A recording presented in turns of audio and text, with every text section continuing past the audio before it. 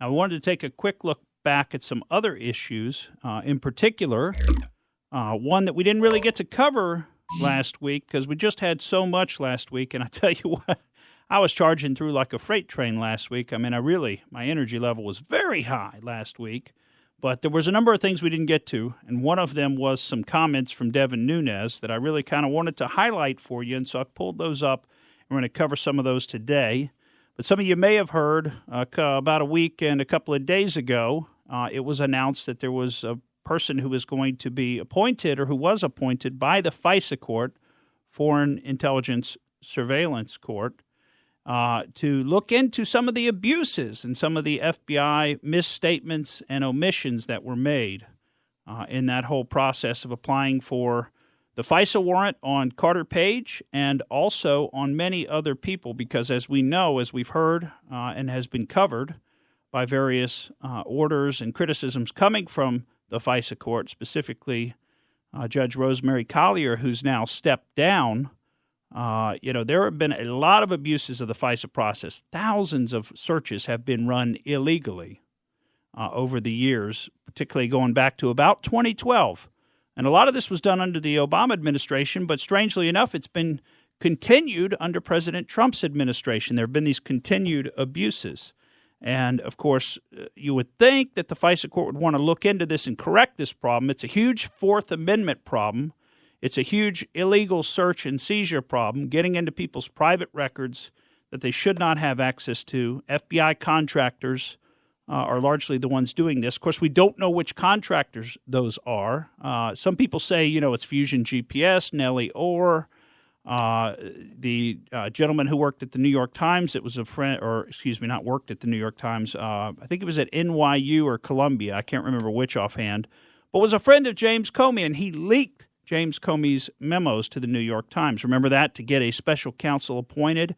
That's what happened back in 2017 and led to the entire Mueller investigation because of the alleged illegal firing of James Comey, which, if you look at all the abuses under his watch, it seems like he really should have been fired, but that somehow turned into a multi-year investigation of President Trump for colluding with the Russians. So what happened is the FISA court has appointed this guy, David Chris, to serve as amicus counsel, and that means friend counsel, or, amicus curiae, friend of the court, amicus counsel, to review the FBI's conduct and the reforms that the FBI supposedly will be making to make sure this never happens again. And I mean, isn't this what they always do to us? They always do all these abuses, and then they don't hold anybody accountable for it.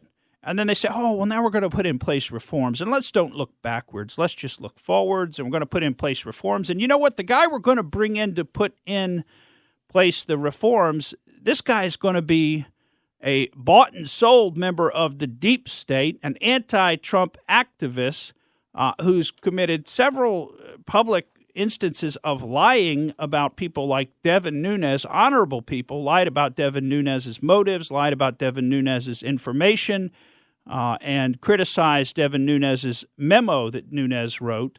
And we want to hear from Devin Nunes on this because he feels pretty strongly about this situation, how ridiculous this election is, and that maybe the FISA court is trying to abolish itself. So let's go to Devin Nunes.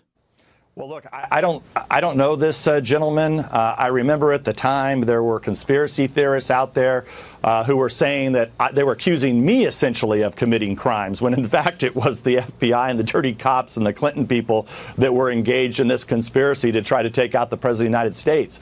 So the fact that of all the people in the swamp, I mean, granted, the swamp isn't very big, but, there are several million people that live in this area. This is the guy that you come up with, the guy that was accusing me of federal crimes, the guy that was defending the dirty cops at the FBI. I mean, look, that's why I said this last night in a tweet. The court must be trying to abolish itself because there is long-term damage. I mean, this is just another misstep. Remember, the judge from last year that now that was in charge of all these FISAs, she claimed at the end of the year, which was great, oh my God, there was a problem here, we need the FBI to do something.